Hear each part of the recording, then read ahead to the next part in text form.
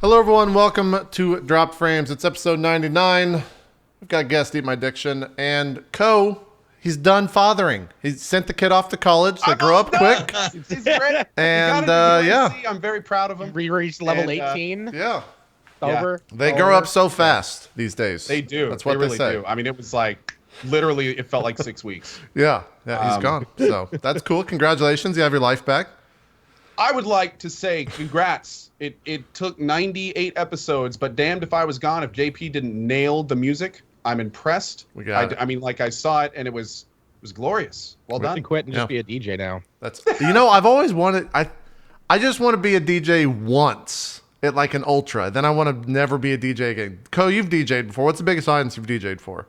I DJ'd for a rave in Virginia in Okay. in a field with about 45 other DJs, and I was on the main stage at 11 p.m. and it was real. There were a few thousand people there. I feel It was like a the lot of fun. energy that you get when you're on stage in front of X people has got to be insane.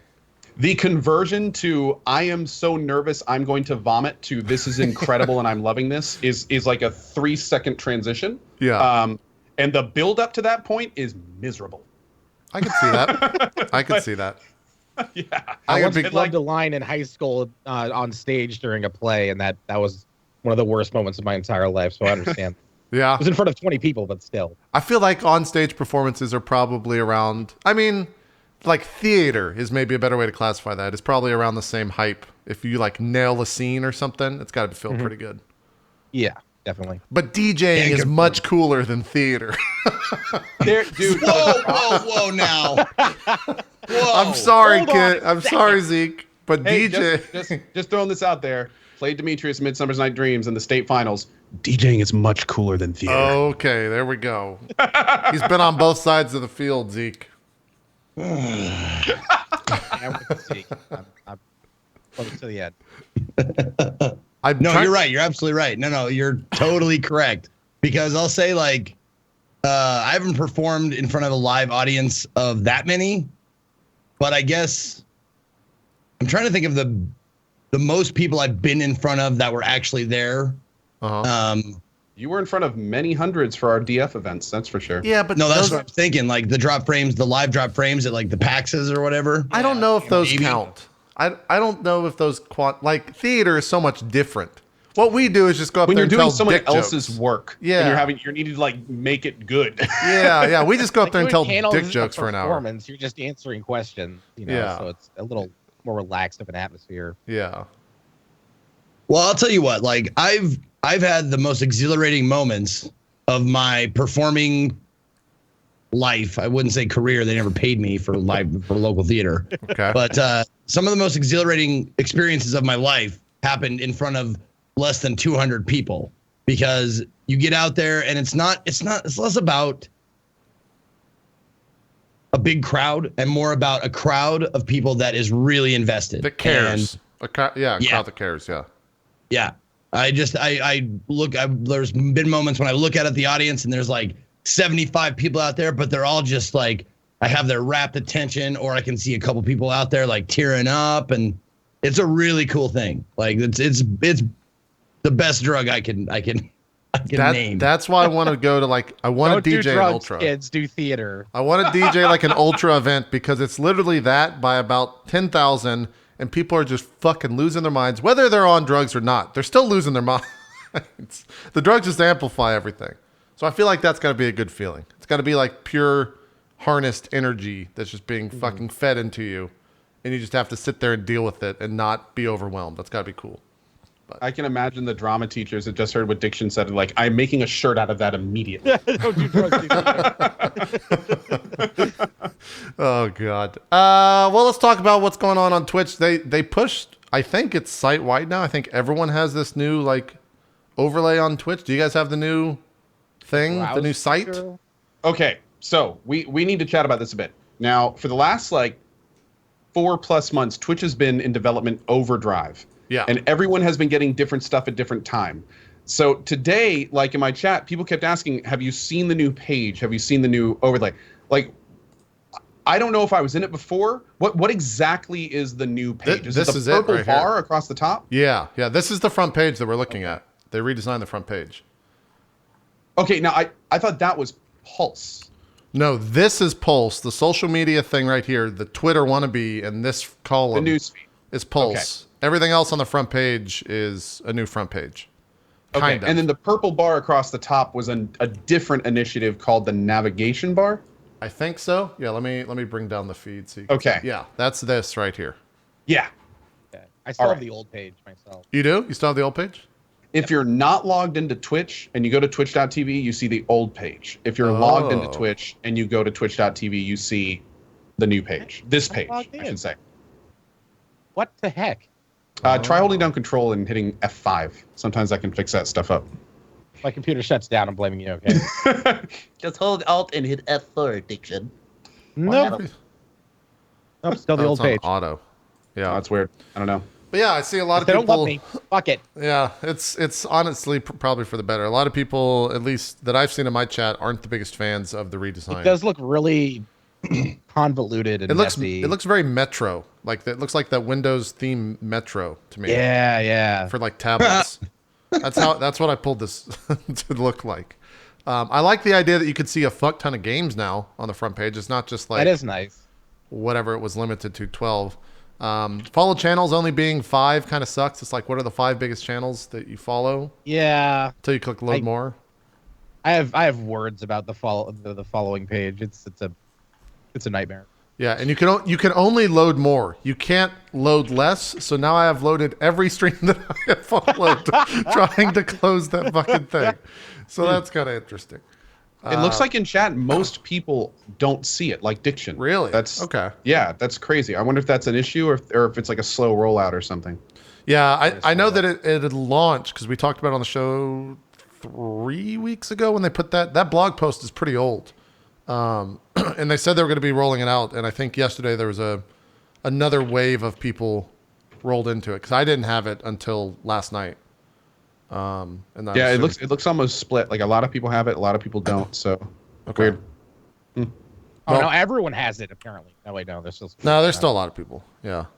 The weird thing with it is if you scroll it out, it's kind of like it seems super basic and like very texty. There's not a lot of kind of clean UI. It's just like all of this information, like as much as they can kind of cram into one place. It's not very aesthetic, which No. is it's not very intuitive. Just I a hate lot of it. stuff. Get Yeah. out of here. What was that? Disgusting. This is disgusting. I wish you could turn the. I don't like change. Yeah, a lot of people don't. I wish you could turn the pulse thing off. I feel like that takes up so much real estate on the page. Yeah. But I don't know. I guess they're going to keep tweaking it because they've been tweaking a ton of shit the past couple of weeks. Something I'm kind of surprised about is they implemented that new kind of build your own dashboard system. It seems like that system would be perfect for a homepage where you could just like pick exactly how you would want your Twitch homepage to be. You could move things around and expand them out and shrink them, and then you could have everything that you want. Just boom, right there. But maybe that would not be that for the feasible. follow page too. Let viewers decide how they want to filter it, and not just who's the biggest streamer I follow right now. There they are, and then not even about getting to see everyone else. It'd be nice if they were like, well, I want to sort it by game type or the just game in general. Because what if they don't want to see PlayerUnknown Battlegrounds and everyone's streaming it and they want to watch something else? Right. Here are the actual individual pages. They look pretty similar except for the bar, which kind of stays site-wide throughout the entire thing. This like L bar. I still have this thing, which makes no sense to me. This like weird art large bar at the top of streams that doesn't even load when you load into the streams in the first place. Yeah, that needs to go away, or they need to and it figure looks out. different in every single monitor and every browser. Like it never looks the same anywhere. That needs to Well- get figured out. Yeah. You guys, I mean, you guys all use, or I'm assuming that most of you use Better Twitch, right? I don't. Yeah. Better Twitch TV. I think I'm the only person that's never installed Better Maybe Twitch that's TV. why I don't see it, because I got BTTV up. Right Yep, Better Twitch TV has an option. You click it, says take out the top bar. Click. Really? Yep. That's funny. That's why Better Twitch TV is just a godsend for me personally, because People swear by it. Just lets me customize so much stuff. Yeah, people love Better Twitch TV. Now you can do like full Oh, yeah. screen with like the chat overlaid on the full screen video too, I think. Well, that's pretty like nice. Theater mode plus. That's kind of cool. It goes translucent or whatever, or see-through, and like, huh? I believe I haven't tried it out myself, but I'm pretty sure. But yeah, it's like when you watch a stream that has their own chat overlaid on their screen. The ones that do it right, you know, where it's like kind of transparent. Yeah, that's kind of cool. I didn't know that was a thing. But yeah, apart from that, it's been kind of quiet on the Twitch front. This went live a couple weeks ago. Hasn't really been much. I'm just reading through the blog real quick to see if we missed anything. A lot of it is like code related or like game related because they're trying to push their new Twitch Prime stuff. You get rune coins and a legendary pet in RuneScape.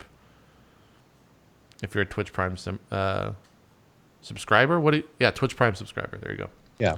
Oh, something that is good to mention though, that I there's not a lot of use to it yet, but I really like the direction it's going, is in the new Twitch bar, there's the notifications panel.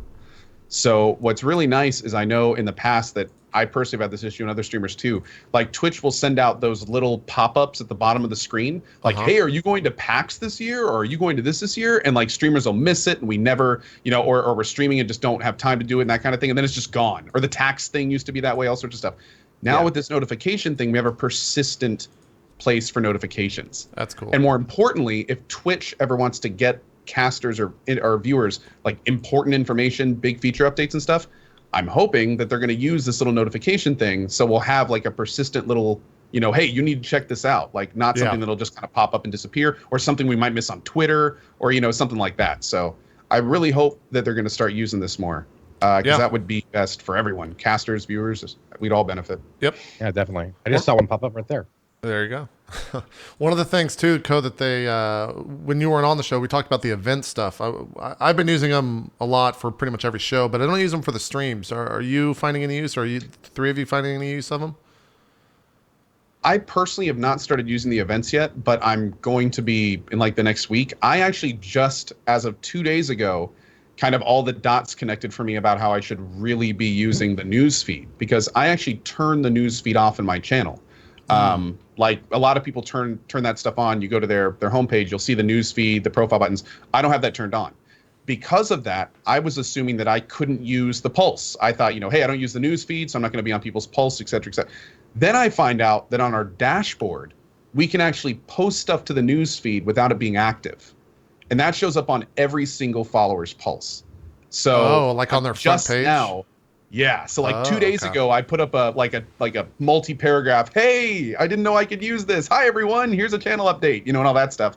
And then yesterday, upcoming games I posted out, and I'm going to start putting a bunch of stuff on that actually. And with the event system, it's actually tying into Pulse. So it's kind of wild. Like again, all these features are coming so quick and stuff. And I'm one of those people that gets really set in their ways. Yeah. So the idea of doing all this extra stuff is a very hard to integrate in my old man get off my lawn ways.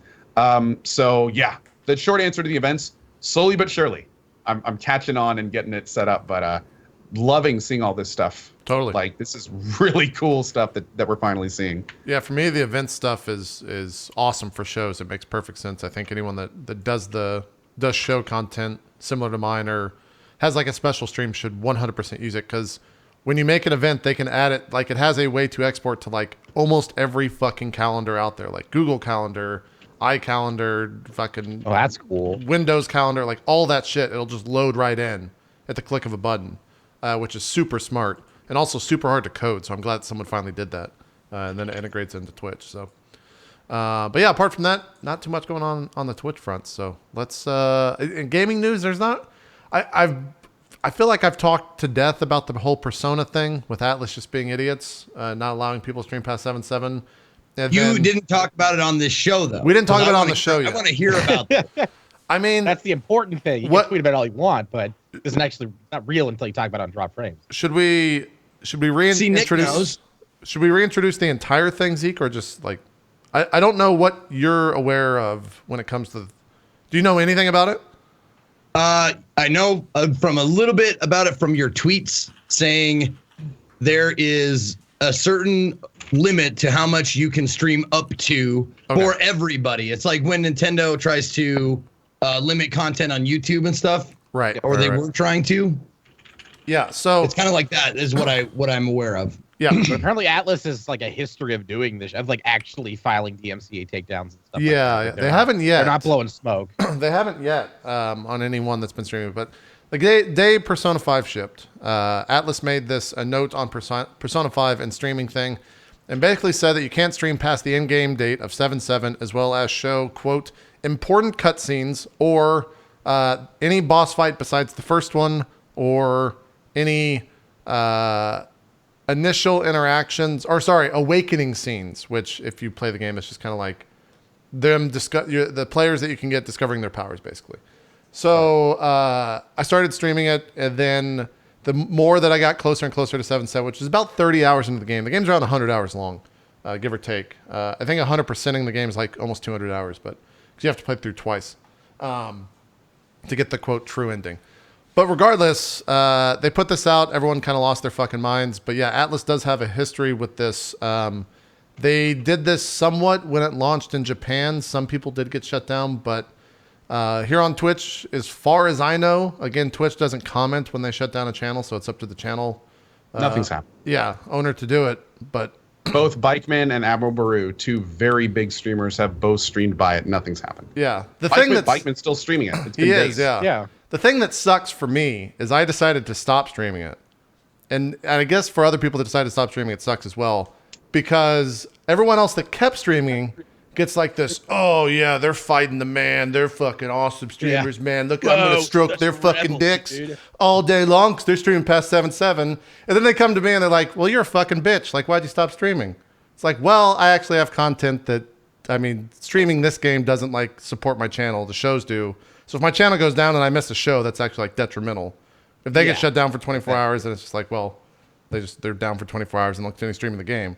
But yeah, nothing's happened. So yeah, I don't know if it ever will.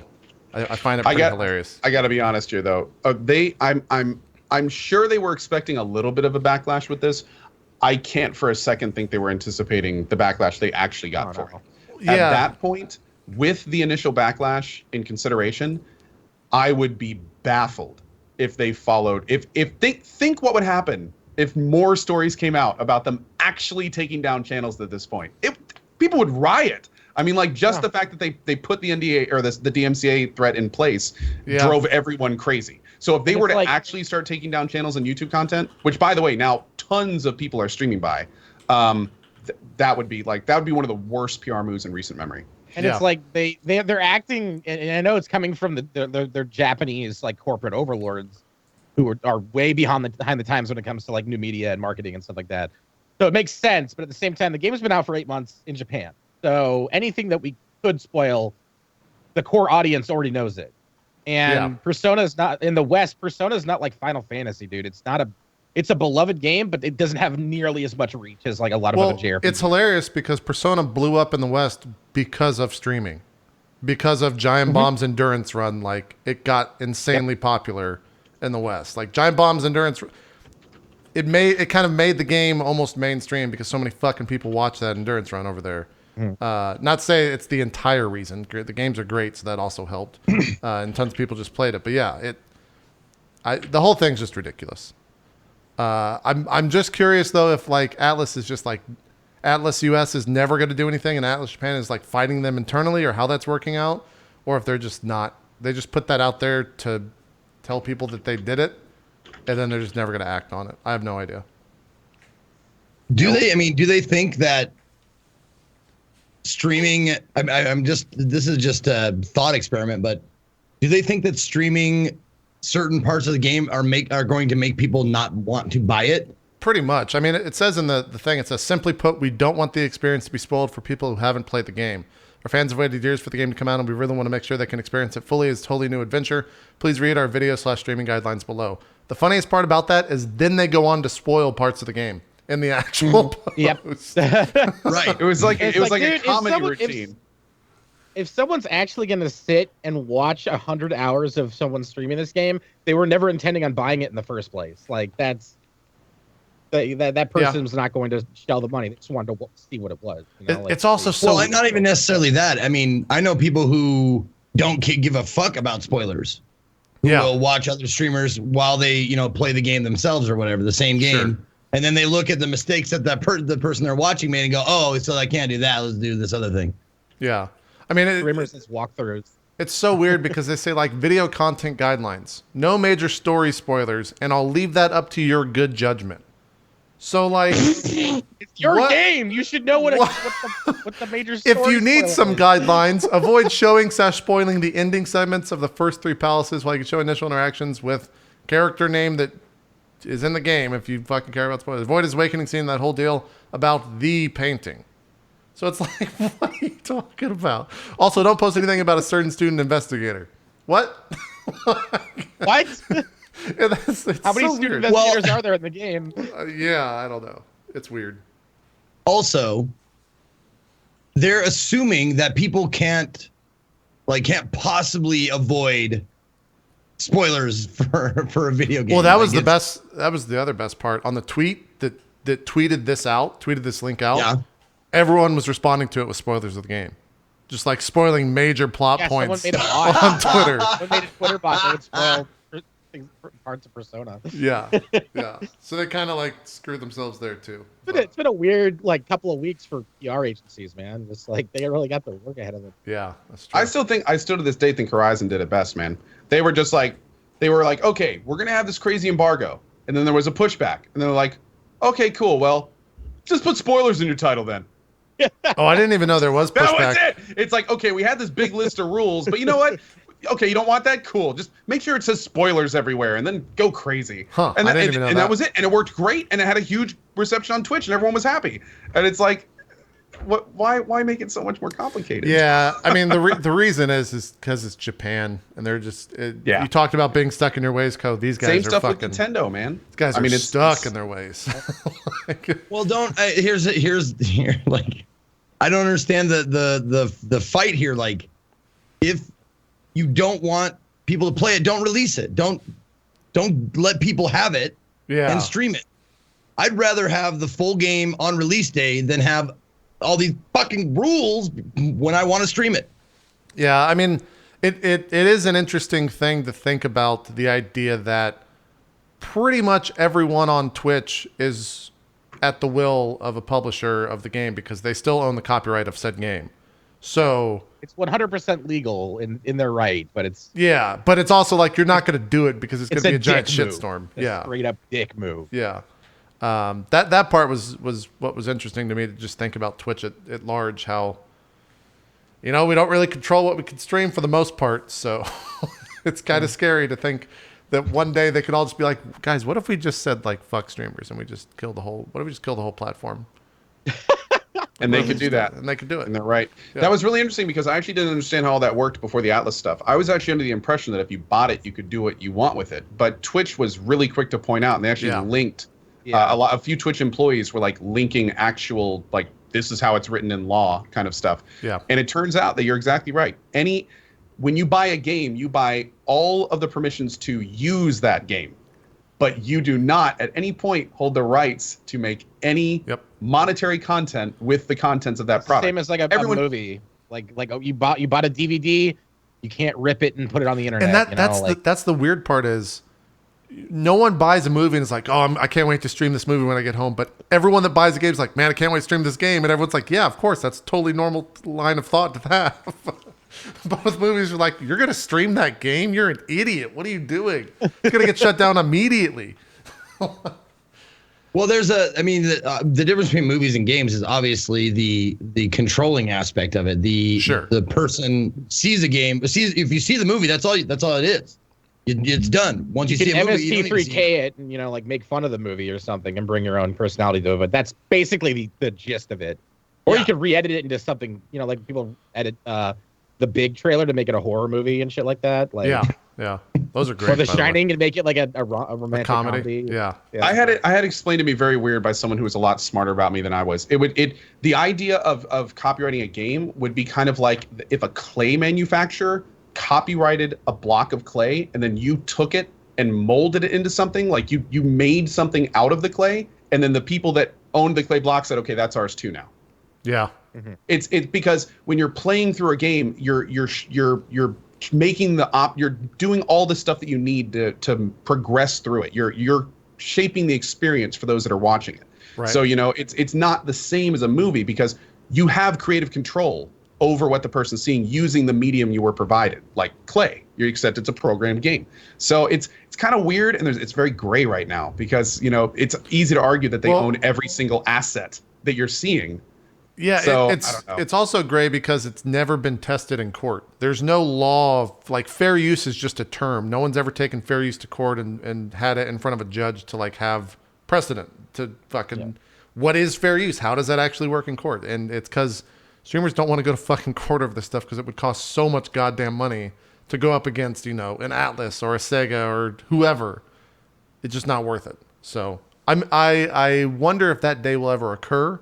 I don't think it will. I think we're too far past it to really. What was Jim Sterling got sued? Yeah. Right. Yeah. But I don't think that was fair use. That was like libel, right? Yeah, it was that the developer, I think, is who sued him over libel. I don't know much about that case, so because he said their game sucked because it did suck, which is called reviewing it, which is what he does. Yeah. I think it got thrown out eventually because they realized they had no grounds to. Still cost them a shit ton of money though. Like going to court and having lawyers handle all that shit is not fucking cheap. I think like H3H3 is also in some similar issues with whatever that guy's name is, some other YouTuber that they like used his content in a video and he's suing them or some bullshit. Again, I shouldn't talk about court cases. I don't know. Creepy prank guy that kisses girls that he hires. Yeah. They're real people.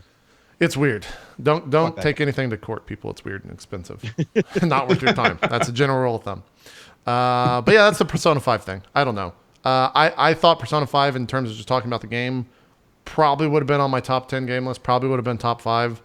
I don't know if I'll ever play it though, because I bought it and it was installing right when that Atlas note dropped on the internet, and I was like, oh, okay. Yep.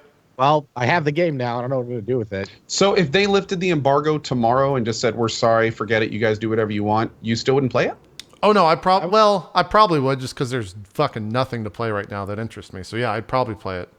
But it's also just an ungodly, like I was talking with Dan about it yesterday, Dan's Gaming. It's just, the game is so long, like 100 plus hours. I think he's like 30 hours in and he finished 2 dungeons. And I want to say there's like 9 or 8 or something like that. Lord. So it's just a very, very, very long game. But it's fantastic. Like the music is fucking awesome in the game. The design of the game, I think, is like one of the best I've seen in a very long time in terms of just the menus and how the game flows and all that stuff. It's pretty much a Persona game at its heart. If you've played a Persona game, you know what to expect. You've got weird relationships to manage with social links that will buff your ability to fuse personas together to go and fight and stuff. And then it's a Japanese RPG, so it's got weird shit in it too. Like the first boss talking is basically cat. Well, yeah, it's got a talking cat who turns into a car. Spoilers. What the fuck? Yeah, then I was gonna play it. But yeah, then he drive around the fucking car and fight things. It's great.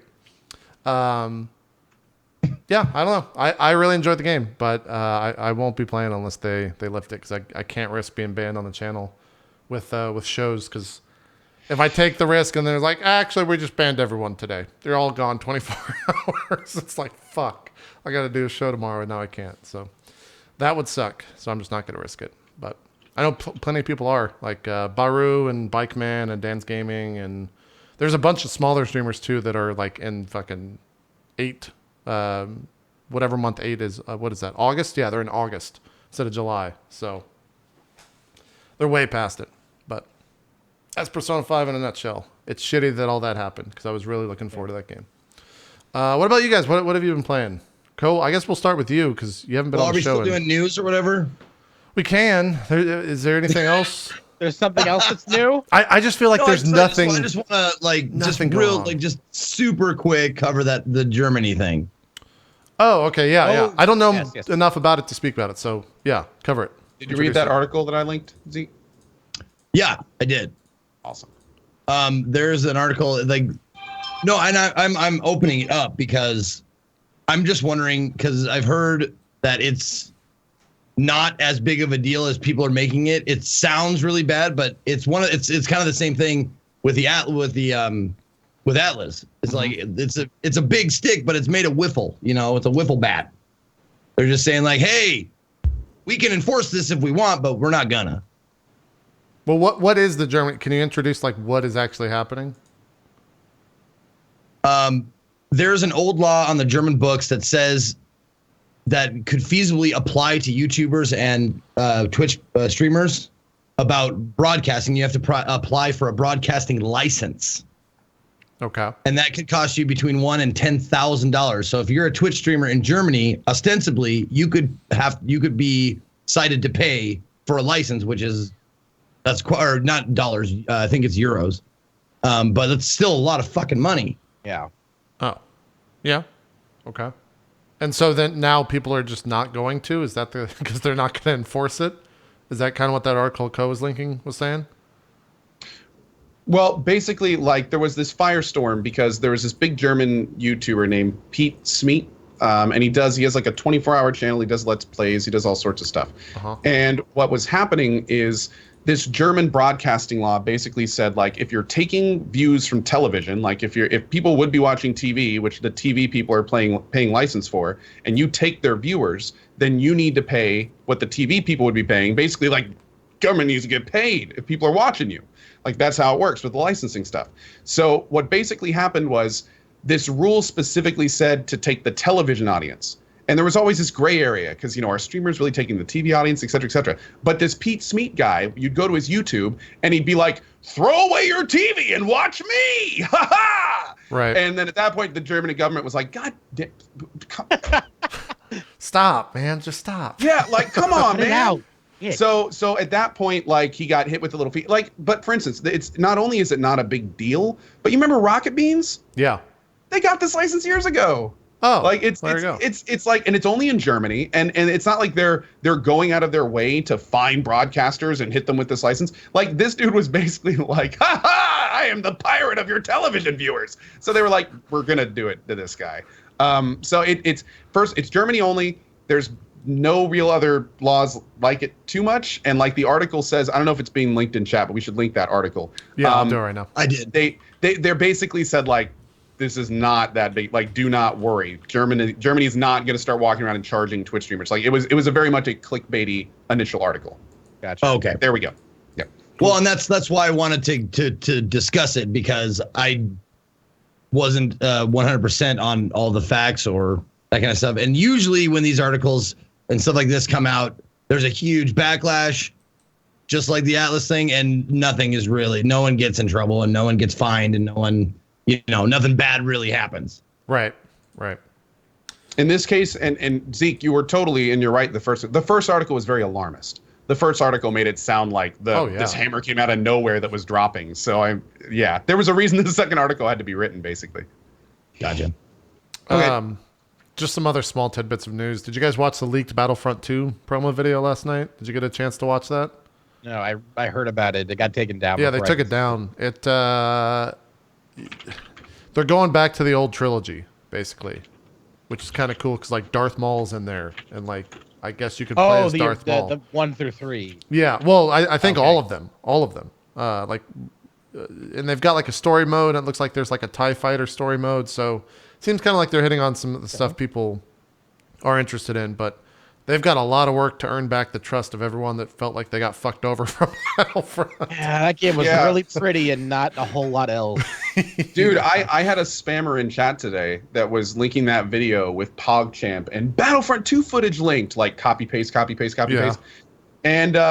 And literally I was kind of like, you're the only person that cares about this. like no one gives a shit. Like the 3 people still playing Battlefront might care, but it's just like, and like you said, like the first Battlefront was literally like a bridge firebomb to people that were expecting things from that. Like no one is expecting anything from Battlefront 2, which is kind of to its benefit because now it could like work and people would be like, whoa. It's kind of funny that you know how many copies it sold?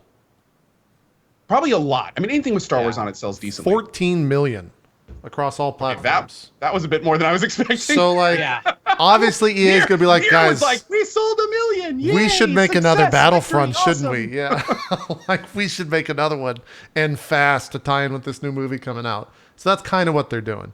That makes me so sad to hear, to be honest. It was made worse by that leaked video of Battlefront 3 by the other game company that got shelved, but it was like 90% complete.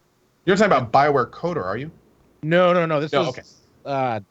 I do remember. I know what you're talking about. Yeah. Yeah, but I remember it was seeing like that. 9 minutes of in-game gameplay. It looked amazing. The dude ran into like a space dock, and he got into a ship and pulled out of atmosphere and started shooting a Star Destroyer, and then came back down to the planet. It was like, why the hell did they shelve this? Like, it was incredible.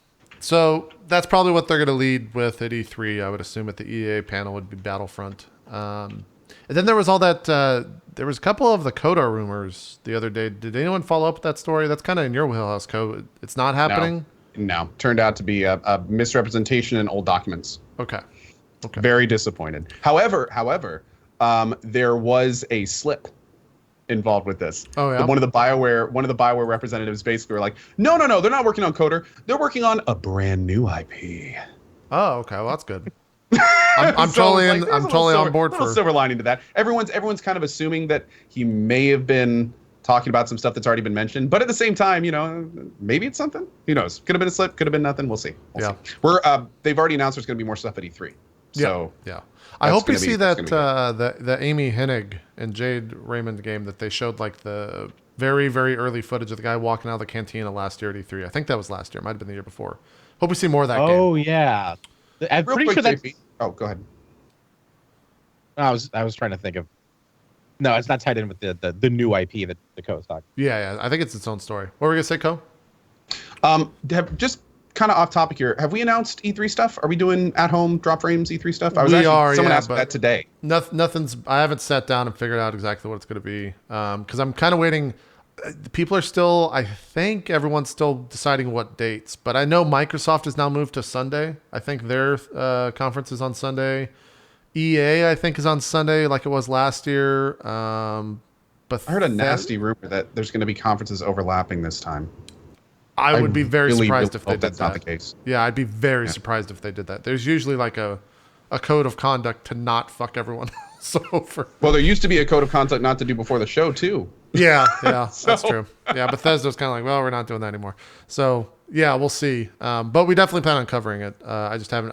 I'm waiting for all the conferences to get ironed out so that I can start booking people to cover them. Great. I think so. Everyone might actually be confirmed. I don't know if Sony has confirmed its E3 conference because they usually go on Tuesday nights, and if no one's going on Monday night, then I would think they're just going to move to Monday. I don't know. Does IGN have the stuff here? Yeah. So EA. Oh God, EA is Saturday now, June 10th. Microsoft is Sunday at 2 p.m. Bethesda is Sunday.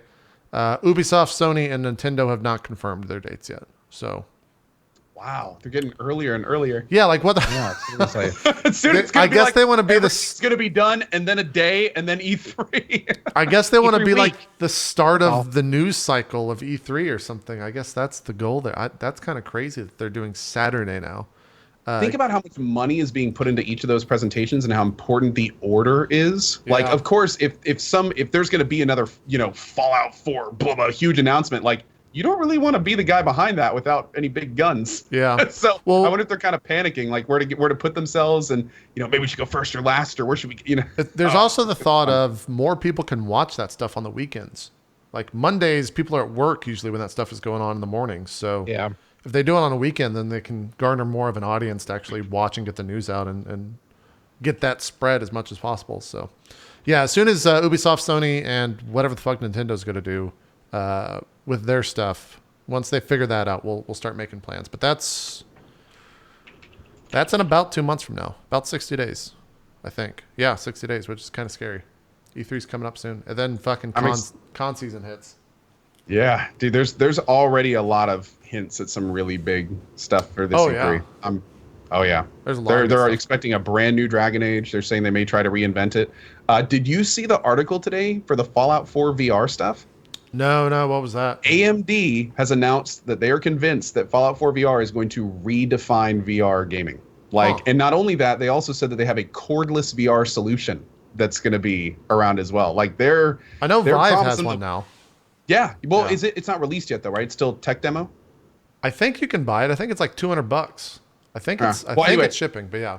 I'm not Is sure. it like Can't talk about VR. like Let's not start a VR discussion. But Yeah, I'm just saying yeah. it'll be interesting to hear the details at E3. Totally. is it like wearing like is it huge and heavy? I would imagine like it's I like wanna wearing think- a proton pack. I want to say it's like a thing that it's not a pack that sits on your chest or anything. I think it like it's kind of a spine. It uses type, the whatever. Wi-Fi, whatever it is, the HDMI over. I think I it's, hope it it's has not a like you're having to giant carry fucking around your antenna that computer. comes out the top. That would be awesome. Just a giant antenna, yeah. You have a Oh, guy God. with a telegraph that sits on one side. Yeah, Christ. The other thing that I thought was kind of interesting is Prey's going to put up the opening hour available on April 27th. You can play the first hour of the game. Console only, PS4 and Xbox One, yeah. And then the game's going to come out May 5th. Wow, it comes out in May? I didn't realize it was that soon. I thought this was like a summer release. That's okay. Dude. That's probably Oh, the next and if big you- game then. Did you guys see the graphics of the explorable area they released on Twitter? They have a picture of the Talos station, which is the space station that Prey takes on, and it Yeah. has real world, like the Empire State Building and like other stuff next to it. The size of the space station, which is fully explorable, is like twice the size of the Empire State Building and like 3 times as long. It looks crazy I'm awesome. excited for this game, but at the same time, my heart breaks thinking about the Prey 2 that was supposed to be, where you were interstellar bounty hunter, Yeah. like trying to catch aliens and stuff. And I remember being my first PAX West, like 2011. I watched a stage tech demo of it, and it blew me away. And then it went silent for 3 years, and then like, okay, yeah, it's canceled. And then what? Never mind. Just Yeah. completely rehauling it and making it a weird Dishonored prop hunt game. To be got a honest, chance to check it out at PAX East with a couple of the. I'm not sure if they probably weren't the devs, maybe the publishers. I'm not sure. Yeah. But I was like, when I saw that segment come up, I was like, oh, great, AAA. Who wants it? All right, I'll take it. And I was glad I did because that game looks fucking fantastic. Their pre-order stuff is so weird. You get this weird shotgun. You get 2 med kits when you med kits really is a pre-order bonus. What the fuck?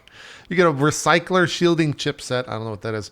TranStar neuromods. Don't know what that is. And starter fabrication materials. Are these actual things, or they're just in the game? These are like in-game items. They're not things Oh. that like. I can understand the shotgun. I understand like giving a gun. That's I guess. I don't Can understand. they just give me a med real kits. shotgun? Like here are some things to make the beginning of the game easier or something. I don't know. I don't Just understand. make a difficulty slider. Yeah, that's odd. Easy, normal, hard, extreme, or apocalypse. Neuromod is Difficulty, an I don't know. upgrade. Interesting. Okay. Any other news? Oh, the Bayonetta is now on Steam. People kind of went crazy yeah. about that. If you I've haven't heard I thought it was an great April port, too. Fool's prank. yeah, everyone is saying it's the de facto, or I think Digital Foundry is saying it's the de facto version of the game, which is cool. So if you haven't played Bayonetta yet, I think it's $20. Let me click. Awesome. Yeah, $20. So You can grab it. Sucks that Bayonetta 2 will probably never come over because Nintendo owns that, so they'll never get that on PC. Oh, fuck, no. Can I play it on my Switch while I'm on the toilet? That's true. Now, I could give a shit about Nintendo products. This was one of the only things besides Breath of the Wild that has ever made me want to purchase another Nintendo. Bayonetta? Yeah, Bayonetta 2. Yeah. How does it stack up to the first one? The Bayonetta 2. Just real quick. How does it? I never is it played good? Bayonetta 2, but everyone that has played it says it's just as good, if not better. Is But it okay? The chat will tell you for sure. That's what I think. I think like Man was saying. I think Wheat was saying that. But chat will let you know. They'll give Okay. you your full thoughts here in a sec Okay. about Bayonetta 2.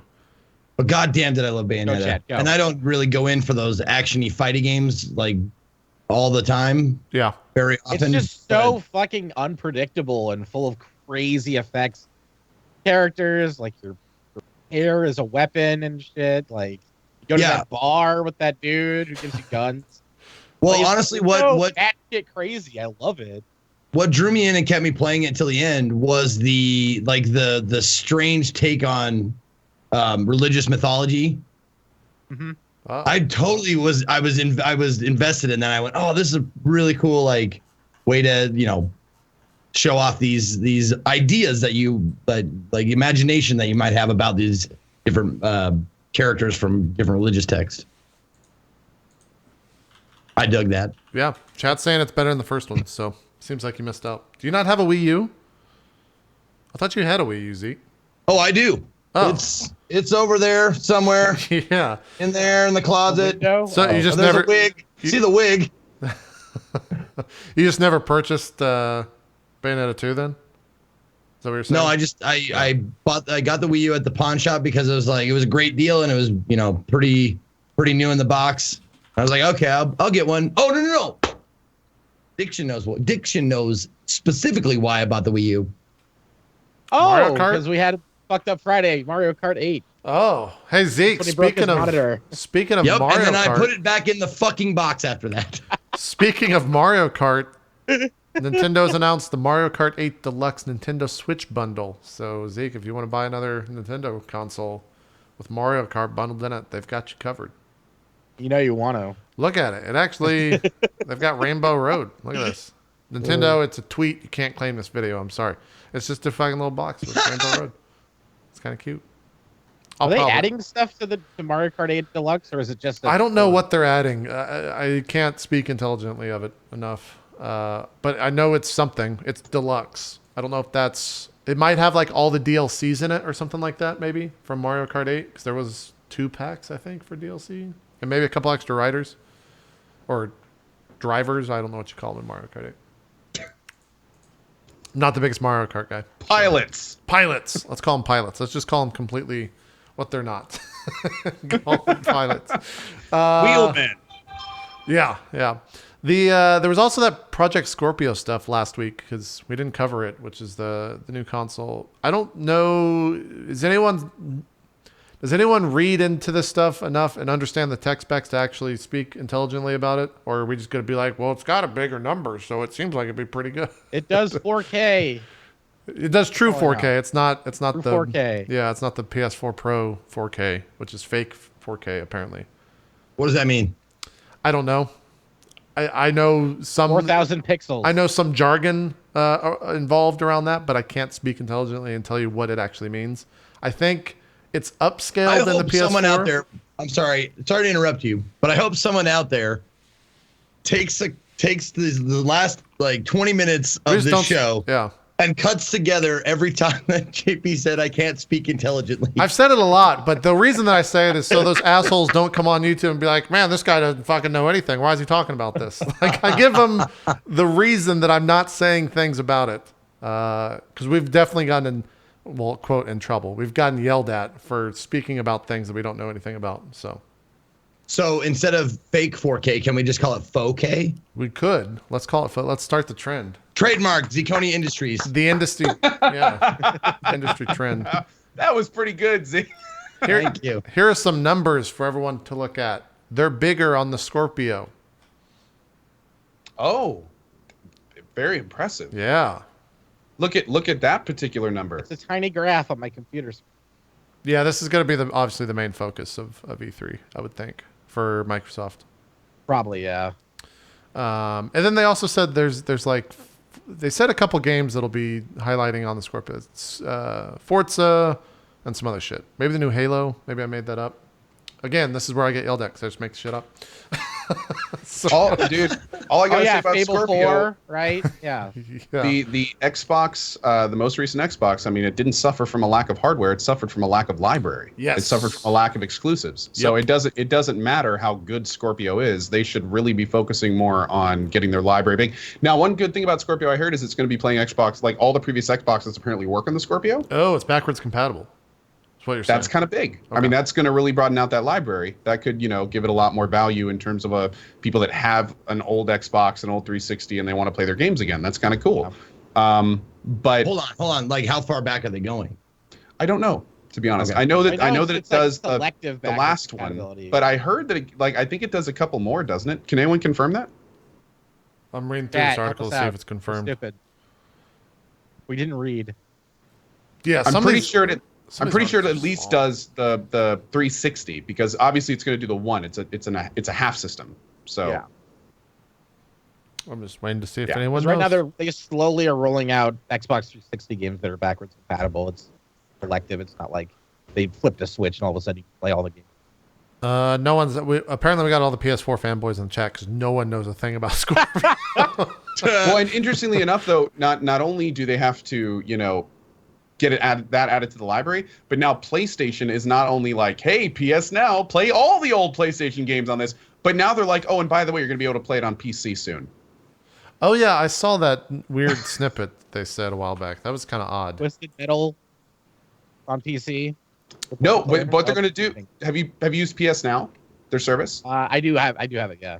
They're going to let you do that on the PC. That's smart. So you can just you can plug in a PS4 controller. Now, I got to tell you, on my PlayStation, I had issues with PS Now, and they're talking about potentially let you play some PS4 games through PS Now. So the idea, like, I don't know how that tech works exactly, but to have a zero latency PS4 game streaming through PS Now to your PC, I don't know. Like that, I need to see it. I'd love to see Horizon actually doing I mean, that. I did stream. I streamed my PS4 to my PlayStation TV, and I was playing around with it. I didn't notice any latency really, or like frame dips or anything like that.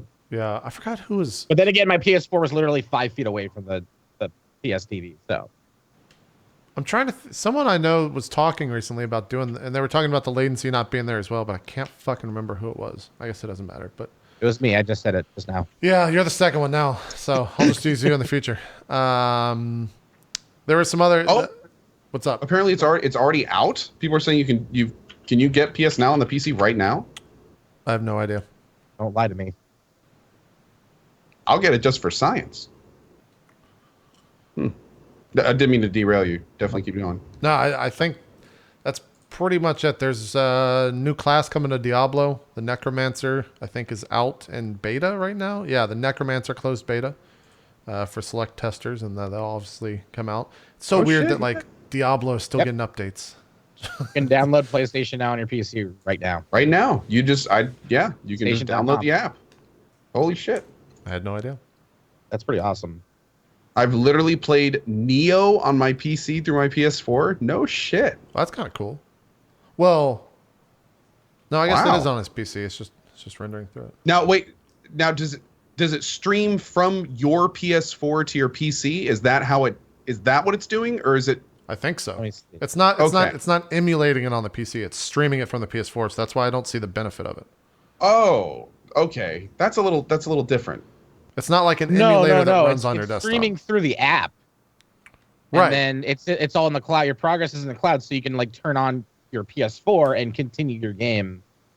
So it's not streaming from your PS4, it's streaming from their server. So in other words, I could get PS Now, not own a PS4, and play Neo on my PC. I think you just have to have a PlayStation account. That's the only thing you need. It streams from the cloud. So you don't even need to own a PS4 now? Is that what I'm understanding? You just Not. You just get PS4 Oh. PlayStation Now. The PS Now app is not the PS4 streaming to your PC thing. That's a new program, said Seth DO4. So that those are actually two different systems. Okay, Huh. cool. That makes things a bit okay. Thank you, chat. Interesting. Awesome. Wow. Interesting.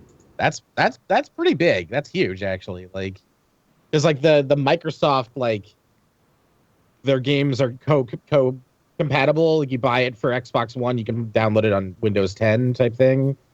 It's really cumbersome. They're like their store page, or whatever. Like I got Gears 4 and I still don't know where the fuck it is on my PC, or even if it isn't on my PC. Like, Yeah. I was like, oh cool, I want to play Gears on PC with keyboard and mouse controls because that game controls like ass and always has with the controller. That happened And with I could not find it. I think that happened with Forza. Like the fucking Microsoft service, when Windows 10 is just awful for games. Microsoft Game Service, whatever the fuck you want to call it. It's abysmal. Yeah. It's really bad. It's really fucking awful. I hope they update that soon. I don't know what the actual tagline for that is. So it looks like it's only just. Sorry, not to jump in. It looks like only PS3 games now, but PS4 games are coming. But it is how we thought it was with the streaming stuff. That's still kind of cool because honestly, Still pretty awesome. trying to capture PS3 is such a hassle because that has the Yeah, you got it. Yeah. Yep. permanently ingrained. Yep. Dude, the idea of down the road being able to just like fire up Bloodborne on my PC, like Yeah, that's kind of awesome. if the latency's low enough and you can actually play it. Yeah, I don't know how it'll It's actually. probably going to take a while for the latency to get to that point. I imagine right now, since it just launched, it's going to. Yeah, I had Yeah, issues little when I was cumbersome. using it on my PS4 to play a PS1 or 2 game. Last Guardian, was that? No, that was the new one, the predecessor, Shadow of the Colossus. Shadow of the Colossus. Yeah. Oh God, I had a lot of issues with that over PS Now on my PlayStation. It was, yeah, rage-inducing at times. Well, that's pretty much it for news. Why don't we got 30 minutes till break. Cohh, you haven't been on the show in forever. You probably have some backlog of games if you just want to like give thoughts, and then we'll jump into what Diction and Zeke have been playing in the future. Well, Sure, okay. Before we jump into games, I wanna actually no listen. Don't we do games in the second half? JP, I've tried like 4,000 times to transition out of this. this is like non-game. Like I want to keep with the non-gaming stuff when we're doing non-gaming stuff. Yeah, like, what's up? Not, What's up? Excuse me, not non-gaming stuff. Games we're Non-gaming playing. stuff that we have played stuff. Yeah. What's up? I want to like tell us about your life with the new baby and stuff, man.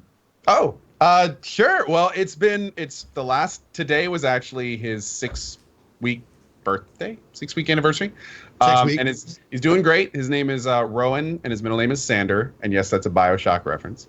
And he is doing really well. He's doing really well. He was a month early, but he's still doing awesome. He's crying a lot and doing all the normal baby stuff. I got to say, though, there's two things that I've since learned. Nothing could have prepared me for having a kid. No amount of research, no amount Glad of to preparing. see that Like, that line still's true. Everyone says it. yeah. Glad to see it Nothing I still could works have done out. there. And also, the biggest thing for me is like I've been saying, I'm a creature of habit. I set up my routines. I live inside my routines. This little guy has been a wrecking ball to my life. Every facet has been touched. Everything is different. I've had a lot of people be like, well, Cohh, you're still streaming, on schedule. You're streaming as much as you used to. Nothing much has changed, right? And I'm like, Yeah, that's actually what's pissed me off is I get people coming into my channel like, well, you're not dedicated. Cohh had a baby and he hasn't missed a day yet. I'm like, dude, what Cohh had to what the restructure. Dude, how I is had his kid affecting me? It's his kid. Okay, and just to get it out there, I had to restructure I basically had to strip my daily routine down to nothing, completely rebuild everything from scratch. I get up an hour earlier than normal now, every single day. Everything is. And you were changed. getting up pretty early already, so you get up like 5 or 6. dude, so. I'm up by generally 5:30 every morning now. But I mean, how many hours do you stream per day? I stream generally between 6 and 8 hours per day. There you go. It's a full-time job. So just because we can't look at it any differently than a regular job. When you have Not a only baby, that, I work from home. I work on my own schedule. I can Yeah. just take off whenever I want. Like in terms of a normal job, this is the best possible normal job you can have with a child. No question. Like it's fantastic. And I can just bring him on stream whenever I want. And if my wife needs me, she just calls me and I go help her. Like it's fantastic. And everyone I work for, my 9,000 plus bosses, are all totally cool with me doing anything I need to do, I mean, it's a fantastic situation. But just to go back to your original question, man, I feel like I barely scratched the surface in 6 weeks. Every day is something new.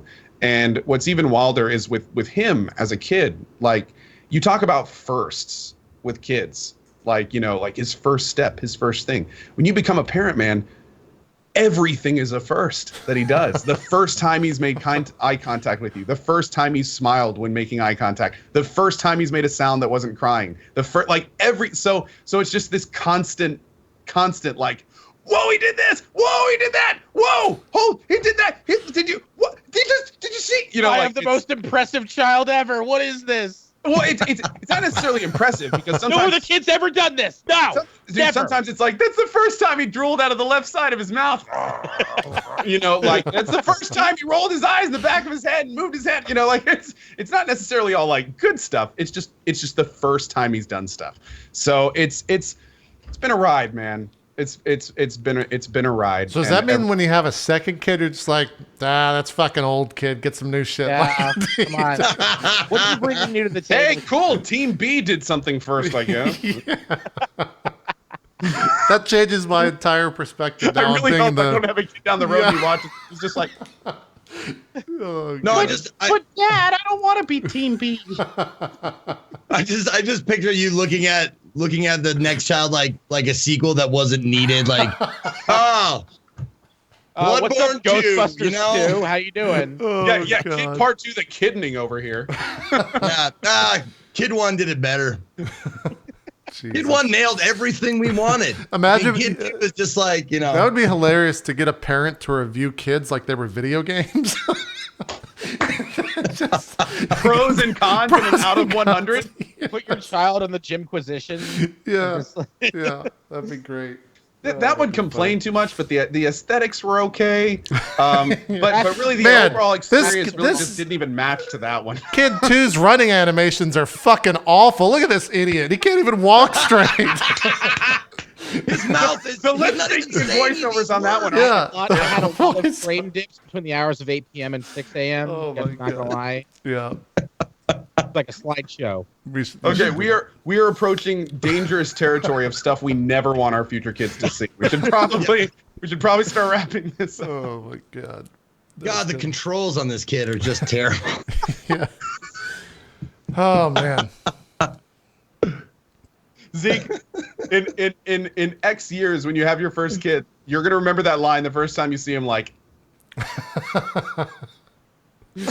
Yep. Oh yeah. It'll happen. It'll happen. but anyway, That's awesome, dude. I appreciate you asking, man. And yeah, things are going well. This Is the only time like I could sit you down and have a talk with you, during this show. So I take full advantage of that. Yeah. Yeah. Well, you guys, I mean, it's also another part to get a little real here for a second. It's really interesting raising a kid as a streamer, because not only do you have thousands of people that are a lot smarter at you than this offering really good advice, but like we have received some incredibly awesome stuff from the community. We've had They're backseating your fatherhood. do what? They're backseating your fatherhood. Yes, intensely. But a lot of it's really good. Like we've gotten great tips. People have sent us books on like how to sleep through the night. Lucky Misfit, an amazing Twitch admin, sent us an actual Vault Boy onesie with the colors and everything from that's Vault cool. 2 I from want Vault one. 228. His But my birthday. size. I don't know if it's here, but it was like blew me away. Like some of the stuff that people have sent, a handmade, hand stitched plushie, but just having people there every day, who are genuinely interested in how things are going, that are kind of there for the journey with you. It's a very unique experience. It's definitely been a side that I didn't expect when I was going to have a kid, and it's interesting because I know I'm in the journey that I will later be like looking back on and just being like, that was a really incredible experience. Like I'm in that right now. So Yeah. it's been really awesome. Twitch Plays Parenting is an interesting little game that we've now evolved, and it's been, and the amount of, oh my God, it is now a thing. Dad jokes. I have gotten like every resub notification, every Notes? message, Taking every notes don't of like them? I thought- the amount of dad jokes. I thought you meant that over. you were turning into dad jokes, but you're that's getting that's them. slowly happening anyway. Okay. I mean, but, that's just natural. Yeah. Yeah. Whew, it's been a When rock. Chet said I gotta go, I don't want parenting spoilers. Yeah. Yeah. That's the thing. I've got this. I've got the Nintendo Direct on. If anything cool happens, I'll switch over and show it. But Zeke, are we good? Can we talk anything else? Games? I'm a little sad that you actually asked me, because I was gonna wait for you to say like, all right, moving on. Wait. No, I know now. You preempted it. You fucked me. All right, let's just go on to games. I guess. Okay. All right. I think it's 4 or 5 episodes. So Mass Effect we didn't talk about with Cohh. We talked on the show about all that stuff, but we got like 25 minutes, so then we got an hour and a half afterwards. So anything you want to Luckily- just bring up? Well, I was going to say, I played a lot of big games, so I don't have a lot to talk about. I'll make this super quick. Horizon Zero Dawn, currently my game of the year. I actually finished that from start to finish. I didn't 100% it, but I finished it. I did the whole 100%. Fantastic game, fantastic story, excellent characters, excellent world, really engaging combat, fun inventory and weapon upgrade system. I really liked it. Horizon is my game of the year, currently, of course. Yeah. Also, Zelda. I finished Zelda. It was okay. Oh, you did actually do it all the way through. I did. I think- I finished Zelda, and it was okay. I can't wait for the Game of the Year show this year because it's going to be me representing Zelda and you representing Horizon Zero Dawn, and we're just going to jump into it and have a very long conversation. It's real early. It is very early. I have like 3 other games that I already have on my radar for potentially beating Horizon. So, and one of them, I'm actually, well, I don't want to spoil it too much. But anyway, moving on. Zelda was okay. I thought Zelda was a solid game. And I'll just leave it at that. Another game. No. You cannot just leave it at a solid game when everybody's got their fucking boners like bleeding about this fucking game. Oh, Tell me Jesus why you thought it was. Christ. Yeah. Okay. Oh god. Why are they bleeding? I mean, I assume the stuff that they you don't have like. any jizz left. Yeah. I assume everything that you have issues with is You have. it's the bad part of the game. Like FPS is pretty tragic in a lot of that stuff. You probably don't like the durability system. Well, I liked Zelda, but here's what I did. I liked seeing the Zelda franchise try to go into new ground.